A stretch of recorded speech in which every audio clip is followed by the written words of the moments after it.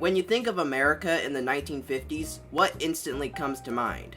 Maybe peace and prosperity, racism and segregation, Elvis Presley maybe? Well, those are all great examples of the 1950s, but there was one big thing that took place during that time: the Cold War.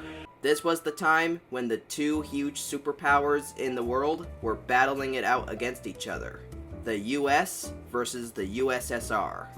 This was a time where you didn't know if someone was going to launch a nuke at you and you would be dead. During this time, the Americans, as well as the Soviets, produced hundreds of propaganda posters and movies to fuel the fire, let's say. And one of the pieces of propaganda, or PSAs, that the Americans released was one called Duck and Cover. It was released in 1951, and it was a PSA talking about how you could protect yourself if a nuke came and threatened your city or town. In this video, we're going to be reacting to that PSA. So, come along with me as we journey back in time and watch what these people had to learn to protect themselves, or lack thereof. I watched this in history class a few weeks ago, and oh my god, it's painfully bad. These people had no idea what nukes meant. The tactics they had in order to protect themselves, oh my god, it didn't work. So let's get this reaction started. Don't forget to like this video and subscribe if you have not yet done so, and comment down below any other things you want me to react to. Alright, let's get to the reaction. Dum dum, diddle dum dum. Okay, so as you can see, it starts out with a turtle just walking down the street, just minding his own business. I'm not gonna lie, the turtle looks kinda cute actually. I want him as a pet. There was a turtle by the name of Bert, and Bert the turtle was very alert. Oh my god. Is that a... Look at the face that I paused on. He looks frickin' scared out of his mind. He's like, oh my god, something's behind me. And it's just a little stick of like dynamite or TNT.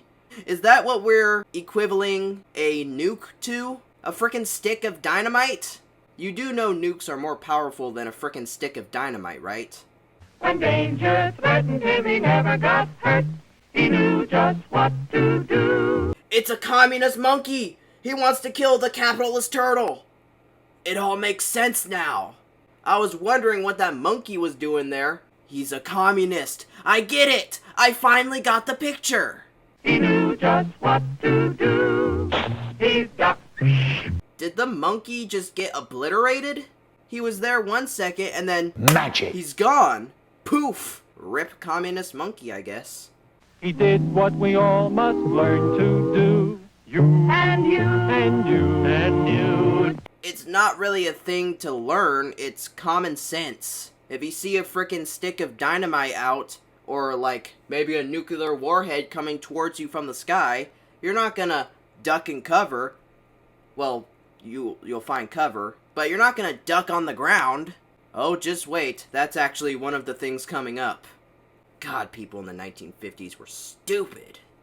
Be sure and remember what Bert the Turtle just did, friends, because every one of us must remember to do the same thing. That's what this film is all about. Duck and cover. I like how this was made by the government. The government is telling you to pretty much duck and cover wherever you are and just hope for the best. Let me just read this really quick. This is an official civil defense film produced in cooperation with the Federal Civil Defense Administration. Let me just say that again. Produced in cooperation with the Federal Civil Defense Administration and in consultation with the Safety Commission of the National Education Association. This was made by the government. Produced by Archer Productions, Incorporated.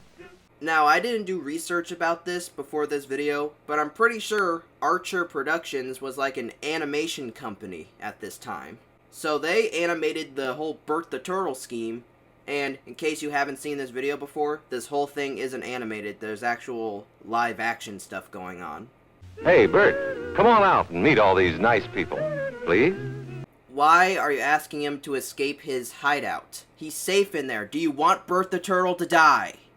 You see, Bert is a very, very careful fellow. When there's danger, this is the way he keeps from being hurt. Sometimes it even saves his life. That's why these children are practicing to duck and cover just as you do in your school. I remember back in elementary school when we used to do this, only it wasn't for atomic bomb protection, it was for like earthquake drills and stuff like that. That is the funniest, transition. It moved from atomic bomb protection to earthquake protection. Man-made destruction to natural destruction. Man, how times have changed. Since it may be used against us, we must get ready for it, just as we are ready for many other dangers that are around us all the time. Fire is a danger. Yeah, no shit. Of course fire is a danger. Yeah, I'm just gonna put my hand in this fire. Nothing's gonna happen, right? God. I mean, then again, I'm pretty sure this was meant for children, but it's just so cringy. I'm sorry, it is. But we are ready for fires. We have a fine fire department to put out the fire, and you have fire drills in your school so you know what to do. You also have fire extinguishers. Don't p*** out and call 911 if it's a small fire. Just use a fire extinguisher, you'll be fine. Don't waste the firefighter's time. Automobiles can be dangerous too. They sometimes cause bad accidents. Yeah, they'll kill a whole crowd of people and flatten them to death. Damn, cars are a lot more dangerous than originally thought, I guess. Now, we must be ready for a new danger, the atomic bomb. Oh, so scary! The atomic bomb! Oh my god! It looks something like this. There is a bright flash, brighter than the sun, brighter than anything you've ever seen. A bright flash? Huh. If you were not ready and did not know what to do, it could hurt you in different ways. I wonder how. Radiation. It could knock you down hard or throw you against a tree or a wall. If there are any walls left to be thrown onto. But if you duck and cover like Bert, you will be much safer. Oh yeah, because a turtle shell is impervious to anything, especially atomic bomb blasts or nuclear warheads. You know how bad sunburn can feel. The atomic bomb flash could burn you worse than a terrible sunburn. Did they seriously compare They compared a nuclear blast to a sunburn. Well, I guess that kind of makes sense now that I think about it, because technically the sun has lots of radiation coming down and our atmosphere protects us from that radiation, but there is no protection from an atomic bomb or any atomic weaponry. If you see an atomic warhead in the sky coming towards you, you already know it's over. Now, you and I don't have shells to crawl into like Bert the Turtle, so we have to cover up in our own way. First, you duck, and then you cover. Yeah, this is obviously a very foolproof way of protecting yourself from nuclear disaster. The table might get decimated, but no, you're safe. You're totally safe. And very tightly, you cover the back of your neck and your face. You just said cover the back of your neck or face, yet that girl wasn't covering her neck. Either the guy doesn't know what the hell he's talking about, or the girl is just flat out dumb. In Betty's school, they are talking about the atomic bomb, too. Betty is asking her teacher, how can we tell when the atomic bomb may explode? That's a good question, Betty. Let's see what the teacher has to say. And her teacher is explaining that there are two kinds of attack, with warning and without any warning. Those are the most generic types of explosions I have ever seen. With warning and without warning. Oh man, that's very educational. Will it hurt you to talk about the different kinds of explosions or the different kinds of bombs? Huh? There might be different safety protocols depending on which one we're talking about here. God, be more specific. You may be in your schoolyard playing when the signal comes. That signal means... Oh yeah, you just had to get a full shot of the bat and ball just on the ground. That has to add some suspense, right? That signal means to stop whatever you are doing and get to the nearest... Oh yeah, don't forget the jump rope. You might be out playing at home when the warning comes. That kid just threw that football down like he didn't care. He's like, oh god, here's another one. And he just tosses it down on the ground. He knows what's up. This guy's woke. If you are not close to home when you hear the warning, go to the nearest safe cover. Know where you are to go, or ask an older person to help you. You know the places marked with the S sign? They're safe places to go when you hear the alarm.